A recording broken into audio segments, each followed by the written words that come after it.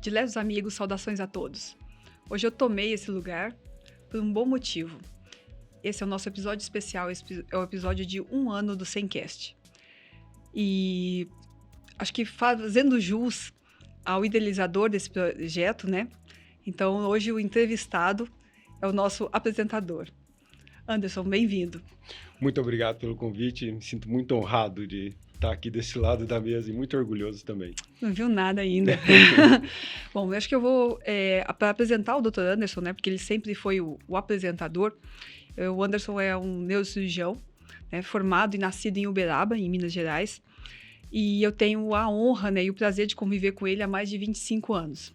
Então tem muita história, claro, que a gente não vai contar tudo. Mas eu acho que eu queria começar, Anderson, falando um pouquinho da sua história, né? Sim. Acho que do seu pai, né? Que é o seu pai, para mim, é uma pessoa que é muito importante, né? Acho que é muito importante na sua vida. E o modo, né, como ele... o que eu me lembro, né, do senhor Agostinho é justamente o olhar muito calmo, o olhar muito tranquilo, assim, que eu não consigo pensar no senhor Agostinho sem pensar no Papa Francisco. E mesmo ele sendo aquela pessoa iluminada, assim, que ele era, eu acho que ele não faz ideia, né? Ou ele não fez ideia de onde você poderia chegar, né? Porque ele tinha outros sonhos para você, né? Me conta um pouquinho. Meu pai sempre quis que eu trabalhasse com ele, né? Meu pai é eletricista, né? Minha mãe é dona de casa. E sempre que perto de eu me formar, né, no colegial, eu falo, não, já tem um lugar para você trabalhar comigo, né? E assim, eu já estava consentido, e para mim seria muito bom, assim, eu acho que eu teria ganhado muito trabalhando com ele. Mas meu pai sempre foi muito tranquilo, muito calmo. Vou até contar uma história aqui. Uma vez ele estava enrolando o motor e eu estava acompanhando ele. E assim, eu peguei o alicate e cortei o fio de energia. Assim, causou uma explosão na hora que fez um buraco no alicate. E esse alicate está lá com meu tio, né, que quando meu pai morreu, ele não tinha onde trazer as ferramentas, ficou com ele. Tem lá o alicate com um buraco, né? E eu lembro que minha mãe chegou, nossa, o que aconteceu? Meu pai, não aconteceu nada, não. O alicate ficou até melhor, ó, consegue descapar o fio agora. Meu pai sempre foi muito tranquilo, né? E eu acho que isso eu acho que é uma qualidade que eu peguei dele, né? E você começou a trabalhar realmente desde criança, né? Acho que seu pai estimulava, né? Ensinava bastante isso aí, mas você mesmo já começou a trabalhar com ourives. Eu lembro dessa história de... Quando eu tinha lá meus 12, 13 anos, não era incomum talvez adolescente, né? Não sei o nome que se daria, né? O adolescente nessa época trabalhar. E eu tive uma oportunidade muito grande. Você trabalhava, mas assim, a maioria das pessoas iam estudar à noite. Eu consegui um emprego, né, lá com o senhor Alair, né, que morava ali na Sétimo Bosco, perto de casa, de trabalhar meio período como ourives, né? Então eu trabalhei 1 ano e meio, 2 anos, que me ensinou muita coisa, né? A responsabilidade do horário, chegar a ter o seu próprio dinheiro. Isso foi muito bacana. O que mudou foi que, devo fazer jus aqui, quando eu fui passar comecei o primeiro colegial, tinha um amigo do meu irmão, que é o Dr. Juan Pachon. Hoje ele é cardiologista lá do Dante Pazanese. O irmão dele era o José Pachon, né, que é um descobridor do cardioestimulador transesofágico, que é um nome mundialmente conhecido. Né? Do marca-passo. Como se fosse um trabalha com marca-passo. E o Juan sempre me falou, não, você tem que estudar isso, olha, não sei o quê. E eu lembro que eu falei para o pai, eu preciso estudar, não sei o quê, tal. Meu pai falou, tá bom. E foi daí que eu parei de trabalhar, mas para exercer a profissão de estudar mesmo. Eu acho interessante porque, assim, é um começo já com uma parte de habilidade, um ourives, né, uma habilidade manual, que é uma coisa que você detém até hoje, né? Você eu vejo que não só na habilidade cirúrgica, mas você é bastante meticuloso em todo o trabalho manual, independente de ser... Eu sempre gostei muito de desenhar. Tem um grande amigo meu, o Elson, a gente sempre desenhava dinossauro, árvore, super-herói, essas coisas assim. Então desenhar sempre é algo que teve envolvido na minha vida. Tem até um Instagram que eu tento fazer só sobre artes, né? E agora estou focando um pouco em anatomia. tá? Tentando desenhar a anatomia de um modo mais artístico, Para quem né? ficar curioso, eu vou pedir para colocar o Pede pra link, deixar né? o link Porque esse outro lado do Dr. Anderson. E a arte de ourives, né, também ajudava isso, para você fazer joias personalizadas. Era bacana. Eu acho que realmente assim, tinha muito a ver com você já desde aquela época, né? Bom, então Então, você eu veio. costumo falar que a minha profissão é ourives, né? A Sim, primeira, o resto veio. exato, veio. Só mudou o material com que você É, trabalha. mais ou menos. Bom, eu acho que é interessante que você veio de escola pública, né? Então, assim, você não. Parte eu fiz escola pública e parte eu fiz escola privada, né? Me preparar para o vestibular foi em escola privada, tá? Isso eu reconheço um grande sacrifício por parte dos meus pais, né? Mas tive oportunidades excelentes pelo que o segundo grau me proporcionou. Tá? Não sei se tivesse feito toda a escola pública, teria o mesmo resultado final, não. Bom, e uma das coisas, assim, que na época, né, que eu conheci o Anderson, era. Eu sempre gostei de gente que pensasse um pouco fora da casinha, né, que realmente extrapolasse um pouco os limites, né? E a gente teve um amigo em comum, que eu olhando para um rapaz assim, um pouco diferente, ele falou assim: não, esse não, essa pessoa não, esse aí é tranqueira, mas tem um residente da cirurgia que ele faz matemática nas horas vagas. Eu falei: ah, é? Matemática nas horas vagas? Poxa, um médico que estuda matemática, para mim, era. E foi quando, de repente, né, eu comecei a me interessar. E depois você contando que você teve toda quase uma formação da parte de exatas, né? Então, assim, como é que foi isso e quando que a exatas te perdeu para medicina?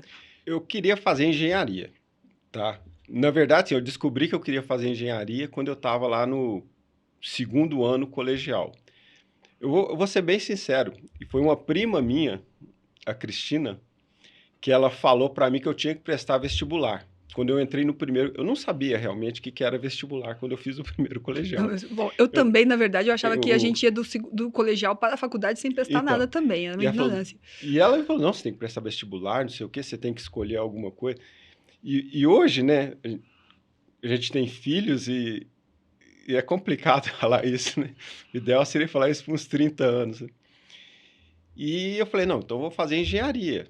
Gostava de eletricidade e sempre estudei matemática, adoro até hoje. Eu acho que se eu fosse escolher algo na matemática hoje, eu escolheria estatística.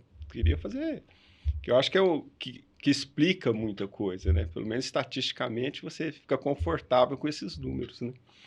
E eu cheguei a prestar algumas provas de engenharia. Passei.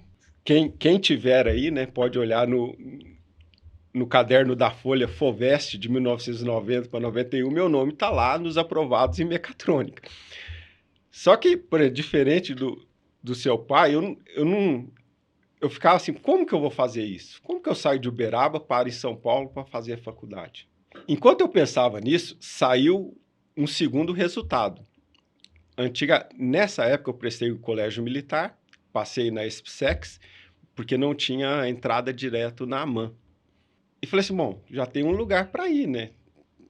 E tinha esse último vestibular, que era o vestibular de medicina, que a história aconteceu o seguinte, tinha um vizinho meu, que é o Carlos Fontes, tá? Ele trabalhava na faculdade de medicina, ele foi lá em casa um dia e falou assim, não, cara, você tem que prestar isso aí que você vai passar.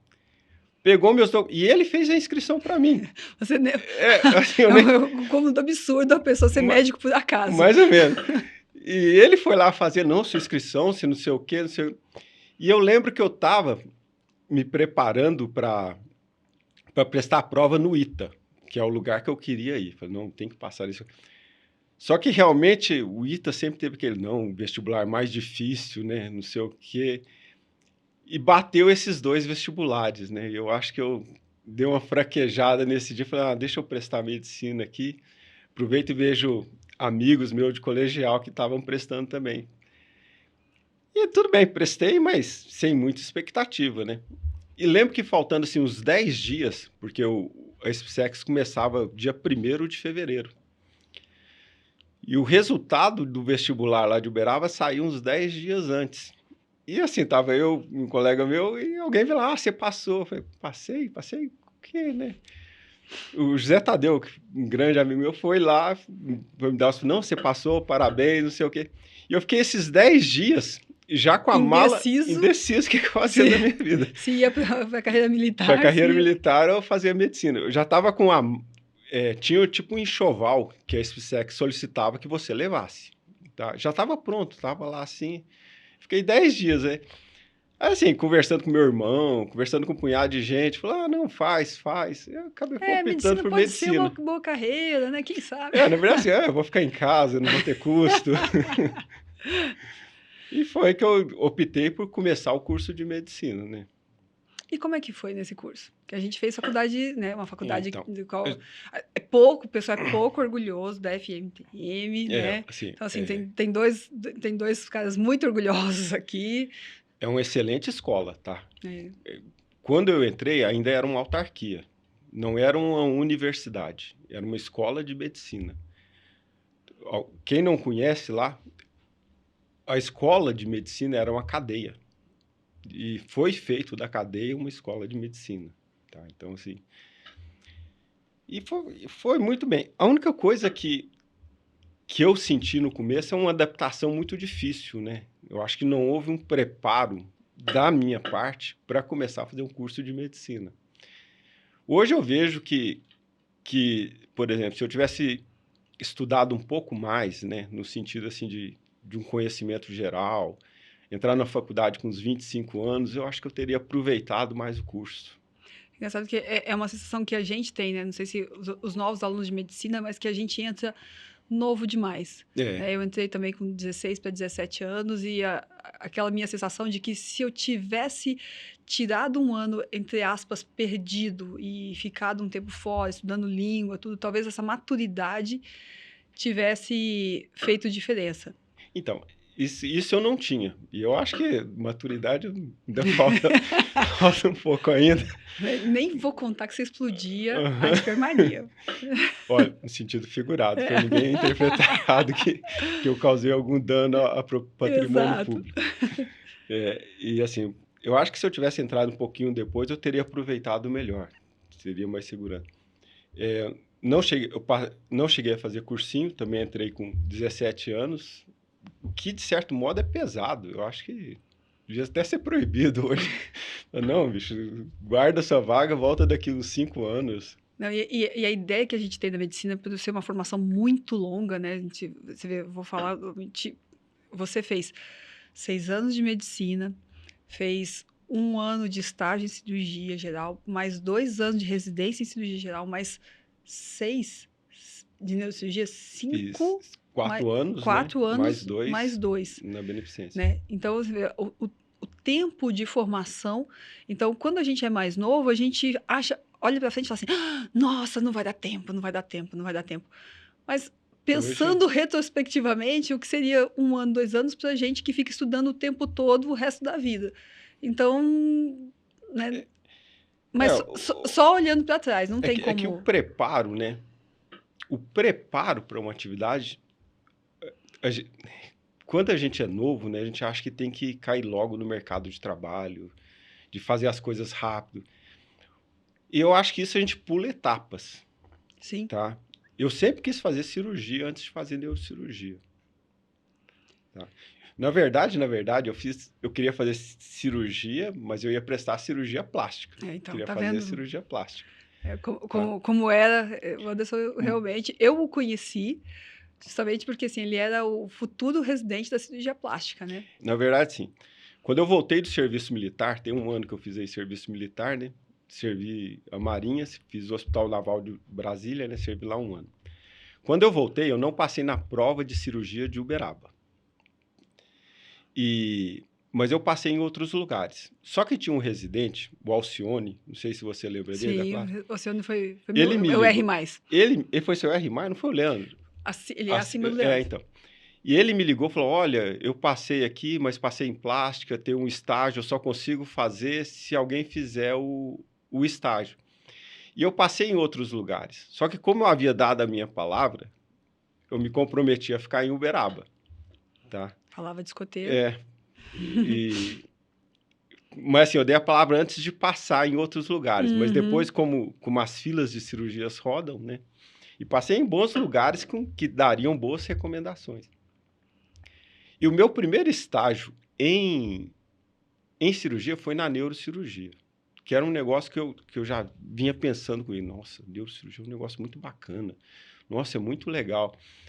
E assim, eu acho que eu tive a oportunidade de conhecer o pessoal da neurocirurgia de Uberaba, em especial, assim, eu cito o Dr. Guerra, que é uma pessoa... Foi um privilégio, você foi Sim, muito sem sortudo. dúvida.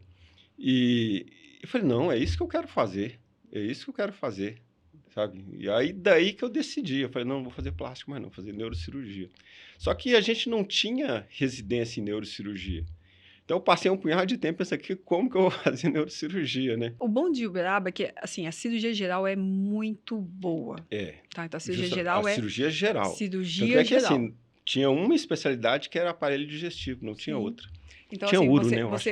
era aparelho digestivo e uro, que tinha as subespecialidades, mas o residente de cirurgia geral, ele era obrigado realmente a viver como um cirurgião geral. Então, acho que a base cirúrgica que a gente tem fez muita diferença, que realmente a gente transita bem aí em todas as áreas. Eu brinco que, assim, se eu tivesse, depois da cirurgia geral, se eu tivesse que ser obrigado a falar, sorteio, você vai onde cair você vai, eu acho que eu teria ficado muito bem em qualquer uma das áreas, assim, todas me encantavam, né? Porque quando você vai um pouquinho a fundo, né, do aparelho digestivo, da uro, da neuro, todas elas eram muito lindas, né? Então você... Mas é estranho, porque depois passei na prova, eu até entrei com um processo para reconhecer esse ano de estágio como sendo e realmente exercer a função de residente. Sim. Não foi só observatório.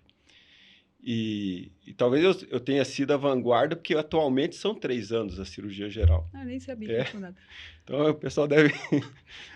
Eu era estudante, o Anderson já era, para mim era R1, porque realmente ele trabalhava normal, não tinha diferença entre ele e os outros, e ele era o demônio, em termos de exigência e, né, que o trabalho fosse muito bem feito. Sim, então, realmente era bem rigoroso aí.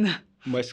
Um dia eu toda feliz, assim, eu tinha assistido uma cirurgia magnífica com o Dr. Márcio Fatoreto, eu estava toda orgulhosa. Até o Dr. Márcio tinha me elogiado, que não era, ele era muito reservado, ele não falava, ele tinha me elogiado, e eu toda orgulhosa, assim, você passou, assim, porcaria de incisão é essa, que parece um S, eu... tudo lindo. Nossa, talvez teria ficado melhor, né? Exato, eu sempre tinha alguma coisa melhor. E foi indo, onde você aproveitou bem a cirurgia geral. Eu acho que hoje tanto é um diferencial. Quando eu fui fazer neurocirurgia, eu fui contratado como cirurgião geral. Sim, e eu pessoalmente acho que, assim, foi uma sorte, assim, divina, realmente, você ter feito essa cirurgia geral, Anderson, porque para mim é inconcebível, né, com todo respeito, mas acho que os neurocirurgiões irem direto, sem essa formação da cirurgia geral, para mim fica uma formação realmente deficitária, porque você precisa de ter os conceitos da cirurgia geral, até os conceitos da plástica, tá? Em termos de retalhos, em termos de incisões, em termos de posicionamento de incisões, respeito aos tecidos, e vocês trabalham realmente em vários locais, né? Então, não é só no crânio, né? Você, de repente, tem que botar uma válvula, você tem que ter noção da barriga, por que uma válvula entope, por que ela não desentope. Então, na parte de coluna, eu acho que você tem um diferencial muito grande, né? Tanto das abordagens, né? Esse entendimento do organismo como um todo, eu acho que é um grande diferencial. E assim, você ganhou um presente. Sim, não me arrependo disso, não. Então, assim, eu acho que foi realmente muito, muito, muito rico isso. Mas aí, conta como é que, então, né, o cirurgião plástico ali desviou, caiu ali no... Então, mas foi exatamente isso. No começo, eu acompanhava muito o professor Manuel, tá? O Manuel Nunes, lá de Uberaba, né? E ele me contava as histórias, assim, e acredite, para quem sempre morou em Uberaba, sempre viveu em Uberaba, são histórias, assim, que hoje eu já passei por algumas e que às vezes fica muito grande, né? Ele contou que ele ficou lá com o Mário Brock em Berlim. Eu falava, nossa, mas como um cara mora em Berlim? Como é que sai? Você não sai nem de Uberaba, não sai nem de Uberaba, a pessoa sai do Brasil. São histórias. O O próprio Dr. Leopoldo ele falou que, não, quando eu conheci o Yazar Gil, fiquei 6 meses. Eu falei, quem é Yazar Gil? Nem sabia quem era. E contava essas histórias, mas isso aí foi me encantando com o tempo. E os tipos de cirurgia, eu falei, pô, mas eu gosto desse tipo de cirurgia, mais do que abrir barriga. Eu acho muito... Porque era algo assim muito meticuloso, né? Por exemplo, onde você vai abrir o tumor? Como a incisão que você vai fazer? Todo o preparo que você tem que fazer, o posicionamento, pinar o doente. Sabe, é 1 milhão de coisas que você tem que olhar, não é algo automático, né? E tudo um planejamento muito... Então, esse planejamento é algo na neurocirurgia que eu gosto muito. Sabe? E eu vejo que você curte, é um diferencial que, na época, uma vez o Dr. Guerra, foi uma coisa assim de... O paciente chegou, então, pelos sinais clínicos, o Dr. Guerra abriu no lugar certo, né, salvou o paciente, daquela coisa de filme, né? Mas o Dr. Guerra, ele era muito diferente. Né? Talvez ninguém conseguisse fazer o que o Dr. Guerra fazia. Então, mas eu vejo que essa junção do conhecimento anatômico com o conhecimento fisiológico, com a técnica cirúrgica, na neurocirurgia ela é muito importante. Né? Sim. Você tem que saber muita anatomia, porque assim, através do que o paciente sente, você localizar onde pode estar, né? E todo esse planejamento cirúrgico muito meticuloso, realmente, na neurocirurgia é diferente das outras áreas cirúrgicas. E pensar que, por exemplo, na época de Cushing, né? Ele não tinha ressonância, não tinha tomografia, não tinha nem raio-x, na verdade. Ele operava um doente, um meningioma, fazia diagnósticos muito precisos, né? Hoje, com o advento dessa tecnologia, a tecno-operatória tem que se sobressair mais ainda. Localizar não vai ser difícil. Você tem neuronavegador, tem um punhado de coisa. Então, a sua técnica tem que ser irretocável, né, para operar. Ainda me encanta quando você tenta adivinhar, assim, antes de ver o exame, você fala assim, não, esse paciente vai ter a lesão no lugar tal. Sim. E aí você só confirma, né, o exame de imagem, ele só confirma o que você já tinha pensado. Isso às vezes em coluna, particularmente, eu acho mais importante, né? Trajeto de dor, onde o paciente sente, alteração de reflexo. Justamente para você não valorizar achados de exame. Por exemplo, você faz uma ressonância em um senhor de 70 anos, você vai encontrar todas as alterações possíveis e impossíveis. Sim, hoje qualquer exame vai estar alterado, né? Então, se você não tiver esse entendimento, sim, né, o paciente vai ter um diagnóstico errado. Bom, e aí? Você estava lá, tinha todas as histórias, mas estava lá, em Uberaba, preso. Então, eu estava lá. Eu precisava sair, né? Recebeu uma oferta boa, faz cirurgia cardíaca, né? Porque, assim, ainda tentaram... A sereia cantou. Falava, vem cá. Eu tinha essa proposta, né, de fazer cirurgia cardíaca, mas, assim, uma cirurgia bonita, mas eu acho muito monótona. Ela sempre é do mesmo jeito. Mamária para DA, mamária não sei o quê. Sabe, não vejo, assim... O planejamento em si me encanta mais. Uhum. Tá? E, na verdade, na residência, quando eu falei que queria fazer neurocirurgia, as próprias pessoas começavam a falar, não, mas você vai fazer neuro, não sei o quê, como se neuro fosse realmente algo de outro planeta. Eu falei, não, mas eu quero fazer neurocirurgia, né? E aí você teve que ir para outro planeta. Tive para que São ir para Paulo. outro mundo. Como é que você fez? Para São Paulo. Então, prestei prova, fez o Resitur, né? Residência e Turismo. Só que nessa época, sempre tinha uma vaga e depois de 3 anos de cirurgia, confesso que ginecologia, pediatria e até clínica não é as questões mais fáceis de serem respondidas. Então, assim, ficava sempre ali, segundo lugar, terceiro lugar. E surgiu essa vaga em Campinas, lá no serviço do Dr. Alain, que eu havia passado. E logo depois saiu o... E eu conheci o Dr. Alain. Pô, eu teria que trazê-lo aqui. Eu já o convidei, mas ele não se manifestou favorável a vir aqui, né? Mas, assim, foi uma pessoa espetacular, que me ensinou muita coisa, aprendi muito com o Dr. Alain. Mas o que eu mais admirava do Dr. Alain é a capacidade empreendedora dele. Tanto é que eu passei no SUS, não sei se você se lembra, e a gente foi ver alguns dos locais em que era a residência do SUS para escolher. E a primeira que a gente passou foi lá, que a gente viu foi lá em Heliópolis. Quando eu olhei aquilo lá, eu falei, não, mas não posso me morar aqui, não, que isso? E o segundo a gente passou em Itaquera também, né? Falei, não, aqui eu acho que eu... E o serviço do SEIB era diferente, né? eu achava que eu ia aprender mais, né, com o doutorado. Eu acho que eu precisava mudar algo na minha vida. Tá? E foi bacana. Fiquei 4 anos, aproveitei muito a residência. Com certeza. E aí você teve mais 2 anos na Beneficência, né? Sim, aí eu teve... terminei minha formação na Beneficência Portuguesa de São Paulo.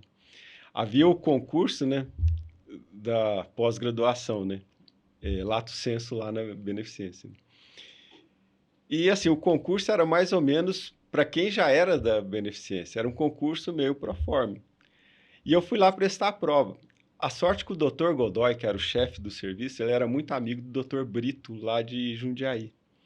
E o Dr. Brito ligou para ele, não, e fez a indicação. Eu falei, não, olha, você é indicado Dr. Brito, aí por isso que ele me aceitou. Ele falou, não, eu vou abrir uma vaga a mais. Mas eu não tinha 2 vagas, era para os 2 residentes que ele tinha. Era só para preencher as só vagas, para preencher as vagas do pessoal do estágio, né? É. Aconteceu algo parecido com você também, não foi?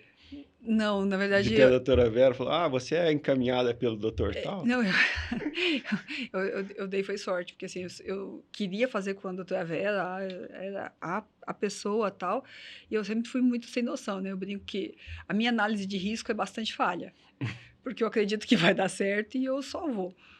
E eu falei, bom, eu vou, é com a Vera Cardim e tal, e prestei só a Beneficência Portuguesa, e aí faltando uma semana para acabar a residência, me ocorreu, assim, e se eu não passasse? Aí eu liguei na USP, né, e perguntei, a secretária falou assim, quantas vagas de craniofacial? Ela falou, 4. Eu falei, e quantas pessoas prestando? 2. Eu falei, ufa, e que dia é a prova? Ela falou, hoje. Eu, 500 quilômetros. Aí eu sentei na escadinha, assim, botei a mão na cabeça, aí o Coutinho falou, Lezinha, que foi? Eu falei, cara, eu fiz uma coisa muito louca. Ele falou, o quê? Eu falei, semana que vem eu tô desempregada, né? Porque acabava a residência e a gente não tinha, assim, o que vai fazer depois da residência? E eu não... Bom, eu liguei na Beneficência Portuguesa e falei para as meninas lá da BP, eu falei, nossa, sonhei que tinha 16 pessoas aí, são 2 vagas, tá? A pessoa falou assim, olha, minha senhora, eu não posso dizer quantas pessoas, mas não tem 16, não. Pode ficar tranquila que tá tranquilo. Mas realmente, assim, na hora que eu cheguei lá e a doutora Vera cumprimentou o Orlando, falou, você é meu filho científico, né, e tal, lá, né. E aí ela virou para mim e perguntou, e você é a fulana? E eu falei, não. Eu falei, não sou fulana e eu tô vendo que eu vou me lascar. Mas, realmente, eu acho que essa condução, né, dos caminhos, né, que é às vezes muito a gente louco. não escolhe, né? Não, a gente passei, eu acho que com uma frase, né, eu acho que a frase que a doutora Vera fala bastante, que eu falei para ela, falei, olha, eu tô aqui sem carta de indicação, porque na época, né, o doutor Aldo falou, Alessandra, imagina fazer craniofacial, que especialidade mais estranha, tal, né? Você é muito boa, você vai fazer estética como ninguém e tal, e eu usei isso, né? Eu falei, olha, doutora Vera, você vai ter que acreditar que eu não sou louca, né? Que eu não tenho carta de indicação, mas eu acho que se eu fizer bem, uma reparadora muito bem feita, eu vou fazer uma estética melhor ainda. E é uma coisa que ela fala, que ela acredita. Então, eu acho que a pessoa, essa é minha. E aí, vem toda essa história. Fora da casinha ali, todo mundo... Exato. Bom, então, assim, eu acho que eu falei muito pouco, né? Eu acho que hoje eu explorei muito o papel do Anderson neurocirurgião, né? Então, não falamos nada realmente de você como os outros papéis seus, né? Então, assim, quem não te conhece, né, às vezes acha você muito tímido, muito quieto. Muito estranho, né? Um pouco Normal. estranho, né? Porque você tem esse lado mais introspectivo, mais nerd, né? Você foi chefe escoteiro, então você falou assim, realmente dessa parte da palavra, né? Então, honra e palavra para você são muito importantes. São muito fortes, né? Eu acho que assim, o escotismo é algo que sempre teve presente na minha vida, tá? De você honrar o que você falou, mesmo que você vai ter algum prejuízo. E os outros valores associados, né? Verdade, lealdade de princípios, eu acho que tem que estar associado à característica humana nossa. É o que torna a gente começa a diferenciar a gente das outras pessoas. O mundo hoje mudou. A gente que foi formado lá no século passado, literalmente, e hoje a gente vê uma mudança desse paradigma, né? E a gente tenta se encaixar, mas esses valores não mudam, porque isso é o que você é. E você vê assim que são esses mesmos princípios que norteiam você em outras áreas, né? Por exemplo, no jiu-jitsu, Sim, sem dúvida. né? Que é realmente a arte marcial para você também é um fator muito importante, né? É Eu uma coisa sempre que você... pratiquei arte marcial, tá? Quando eu era mais jovem, eu praticava Kung Fu. E quando eu vim para São Paulo, eu voltei, eu até queria praticar, até tinha procurado uma academia ali na Liberdade, falei, vou voltar a praticar aqui. Mas tive o prazer de conhecer o Edil, né, que dava aula pro Derek, e eu falei, não, vou tentar fazer isso daqui. E também, assim, segue os padrões, né? Você tem disciplina, você tem que estudar. Eu acho que eu consegui o que eu gostaria, realmente, que era mostrar para as pessoas, pra conhecer que é o mesmo padrão, né? O mesmo padrão de homem, mesmo assim, com muita lealdade, muito verdadeiro, muito meticuloso, muito... Tudo nosso é o centro de excelência, né? Sim. Então, assim, excelência eu acho que seria a palavra que te define. Tentar o melhor possível, né, para fazer a excelência, né? Nunca é simples, nunca é fácil, mas assim, tem várias passagens nossas, né, que talvez a gente pudesse até comentar um dia, né?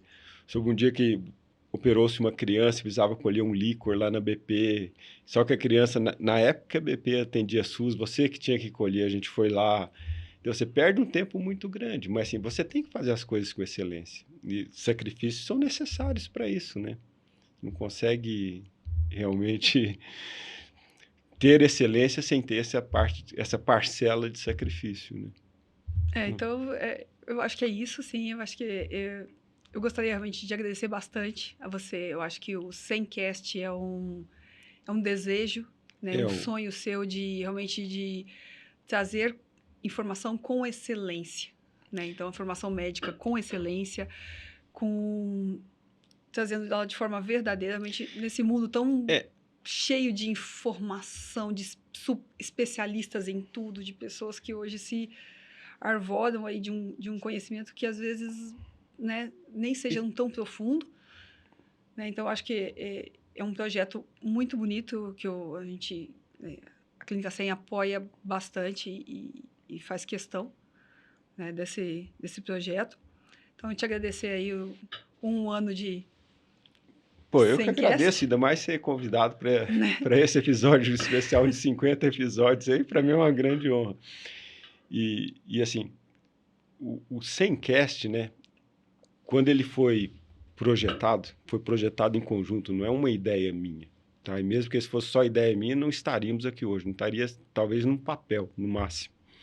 Tá? Tem muito da parcela da doutora Alessandra, talvez a maior parte é a doutora Alessandra que fez acontecer o Semcast. Mas é justamente para isso, para trazer o que se considera a luz da ciência, tá? Prestar orientações que sejam adequadas à sociedade, tá? E tentar mostrar um pouco da excelência que as pessoas da SEM fazem, né? Isso aí eu acho que precisa disso, porque igual você falou, hoje em dia é até poluído, né? O número de informações que se tem. Você não sabe exatamente se você pesquisar a fundo o que acreditar, né? A gente não estou falando que se deva acreditar na gente de olhos fechados, não. Não, questione tudo. Questione sempre. Questione sempre, tá? Mas procure bem. Anderson, muito obrigado. Você gostaria de deixar alguma mensagem aí para um garoto de 17 anos que esteja começando aí a faculdade?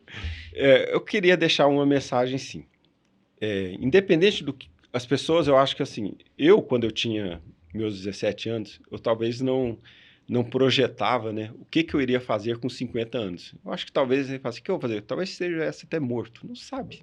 Mas eu acho que assim, as pessoas mais novas, não só de 17, não tenham pressa nessa vida. Olha, e lembrando que se você for ficar no Brasil, você ainda vai ter que contribuir pelo menos 35 anos com como é que chama, aposentadoria. Previdência, Então, né? não adianta você trabalhar com 20, 22, você só vai aposentar com 65. Então, não tenha essa pressa. Escolha bem, façam as coisas bem feitas. E estendo também essa mensagem aos residentes também, né? Que às vezes falam, não, vou acabar logo. Eu acho que não vai adiantar muito. Vamos dar uma notícia para eles. Nunca acaba. Nunca acaba. Eu acho que até pior. Eu acho que eu trabalho mais hoje do que quando eu era residente. A residente, por incrível que tinha horários, né? Aqui não, aqui de repente você tá, olha, chegou esse doente, você tem que ver, é estranho. Mas assim, não tenham pressa não. E a vida, eu acho assim, se você acreditar, tá, que vai dar certo, se esforçar, se estudar, eu acho que no final você acaba chegando lá. Eu acho que a gente se preocupa muito à toa, né? Igual, por exemplo, você falou, daqui uma semana estarei desempregado quando terminar a residência. Hoje, talvez, não me preocuparia tanto, né? Mas isso é a preocupação. A parte né? ruim é que na época eu não me preocupei de ter projetado um pouco melhor. Não, mas fez bem.